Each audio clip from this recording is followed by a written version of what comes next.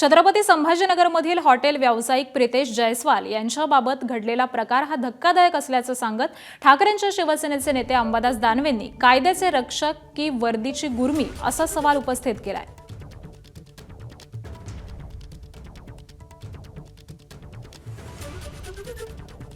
अंबादास दानवे यांनी एक पोस्ट केलेली आहे। छत्रपती संभाजीनगरमधील हॉटेल व्यावसायिक प्रितेश जयस्वाल यांनी मांडलेली व्यथा ही धक्कादायक आहे। हॉटेल बाहेर चुकीच्या पद्धतीने लावलेली गाडी नीट पार्क करायला सांगितली म्हणून पीएसआय राहुल शिंदे यांनी रागाच्या भरात स्वतःहून गाडीची चावी दिली आणि नंतर चक्क सरकारी कामामध्ये अडथळा आणल्याचा खोटा गुन्हा दाखल केला। इतकंच नाही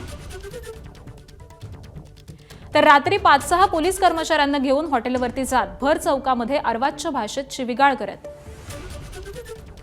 तुला खोट्या गुन्ह्यात अडकवतो, तुझ्याकडे किती दम आहे बघतो अशी धमकी देणं।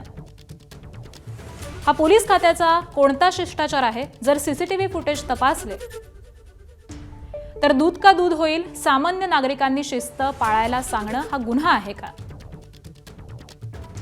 अधिकाऱ्यांच्या अशा वागणुकीमुळे संपूर्ण पोलीस दलाची प्रतिमा मलिन होत आहे, हे ध्यानी घ्या।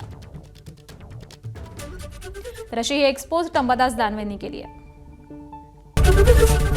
एबीपी माझा, उघडा डोळे बघा नीट।